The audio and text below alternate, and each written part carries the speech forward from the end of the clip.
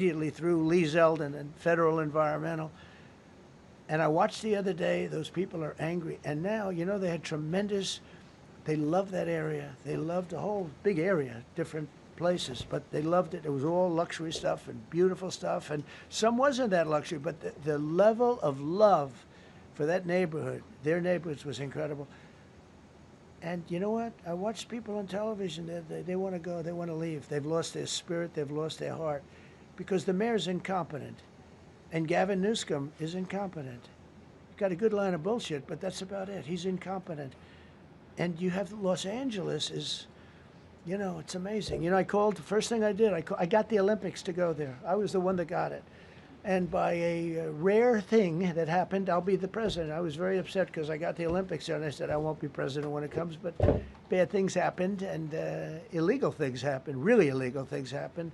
Now it turns out one good thing was I'm going to be the president for the Olympics for 2050, for 250, which is going to be fantastic, and also for the World Cup. So we have a lot of good things, and I hope 250 is going to be the 250th anniversary is going to be the best. But when I looked at those people, and I saw last night on television that they still don't have their permits, it's a disgrace what's happened in Los Angeles. Yeah, thank you. The China tariff deadline is tonight. Do you plan to extend that? We'll see what happens. China's been, we've been dealing very nicely with China, as you probably have heard. They have tremendous tariffs that they're paying to the United States of America. And we'll see what happens. They've been dealing quite nicely. The relationship is very good with President Xi and myself. President, you mentioned your upcoming meeting with President Putin. Can you tell us what you hope to get out of that and whether you'll consider inviting President Zelensky to join? So you have to understand, this is a war that should have never happened. This is a war that wouldn't have happened if I were president. It would have never happened. It was the apple of his eye. I got along very well with President Putin. But if you look, under President Bush, they took a lot of territory. Under President Obama, they took a lot of territory. Under Biden, they essentially took the whole thing. It's just a question of time.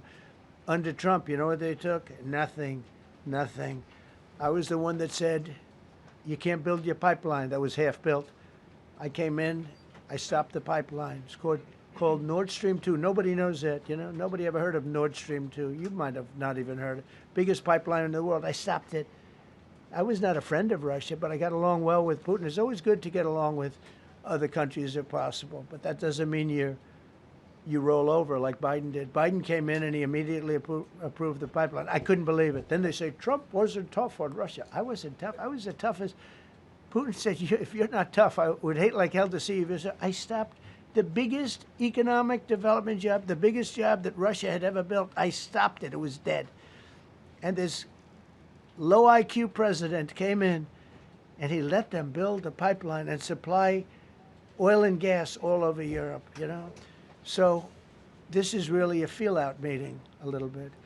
And President Putin invited me to get involved. He wants to get involved. I believe he wants to get it over with. Now, I've said that a few times, and I've been disappointed because I'd have like a great call with him, and then missiles would be lobbed into Kiev or some other place, and you'd have 60 people laying on a road dying. I said, that's cold, but it's a violent war. 5,000 to 7,000 people a week are dying.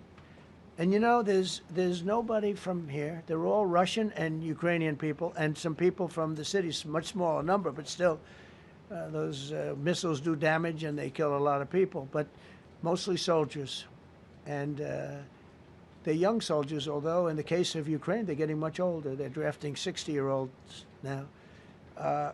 It's a terrible thing to witness, and I think I have an obligation. Look, this is Joe Biden's war. This is not my war. I made a deal with NATO a month ago. You covered it very accurately, actually. We don't pay anything anymore. We're not paying anything. They are buying things from us, and NATO is paying us. I got it raised from 2% of GDP to 5%. And they're paying us for everything that we send. We're not paying. But Biden approved $350 billion. Europe has spent $100 billion. The money that's been spent and the death is incredible. It's the worst thing that's happened, by far the worst that's happened since World War II. So I'm going in to speak to Vladimir Putin, and I'm going to be telling him, you got to end this war, you got to end it. And he wasn't going to mess with me. This war would have never happened. You know, we had a discussion about it one time, and we never had that discussion again. Would have never happened.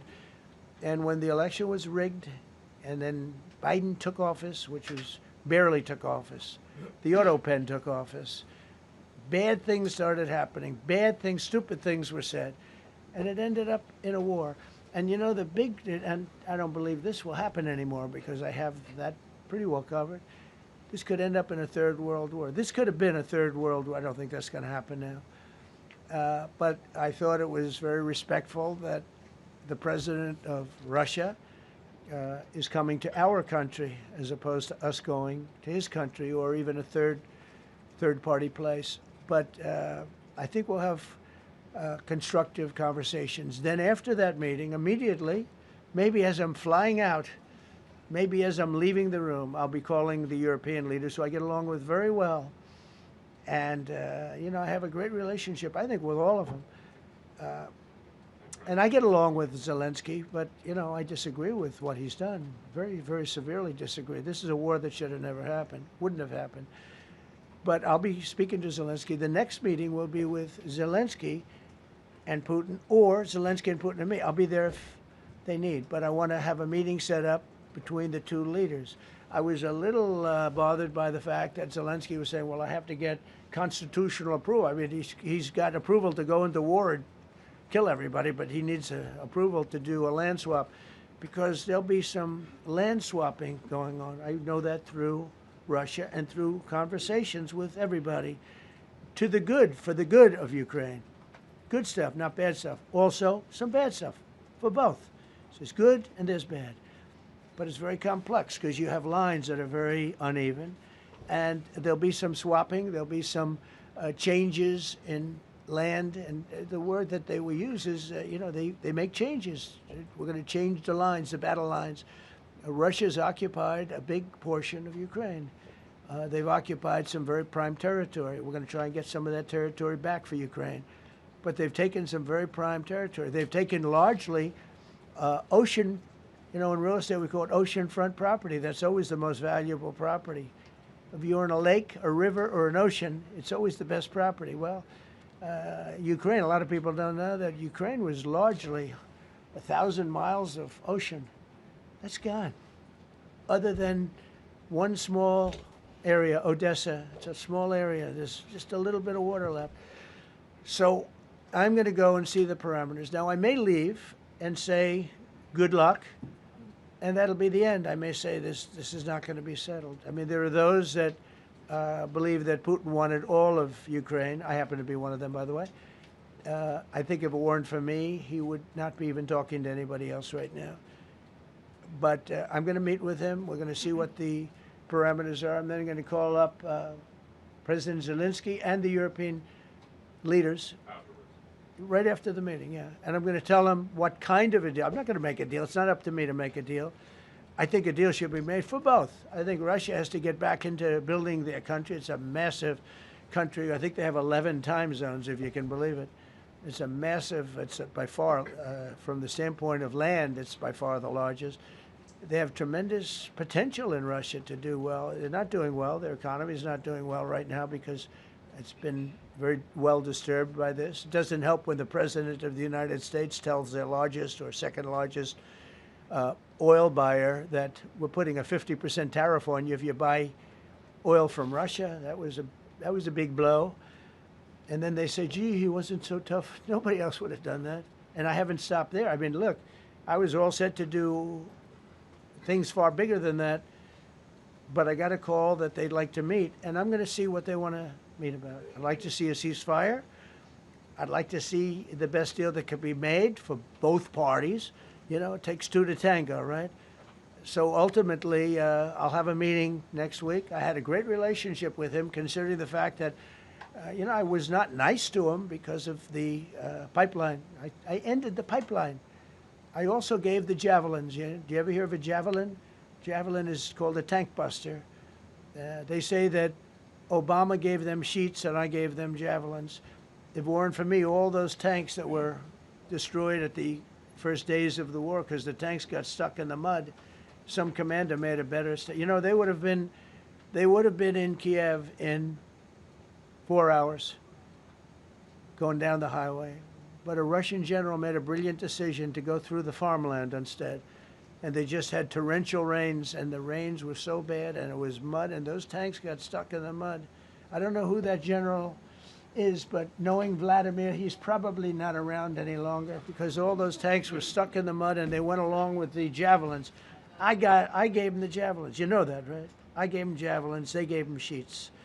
But I'm going to meet with President Putin, and we're going to see what he has in mind.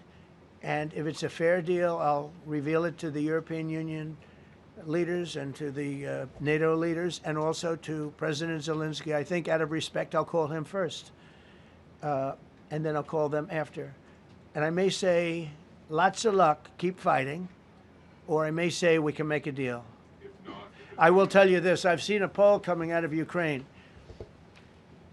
88% of the people would like to see a deal made. And if you go back 3 years, everybody was gung-ho for war. You know, everybody's gung-ho for war until you have it.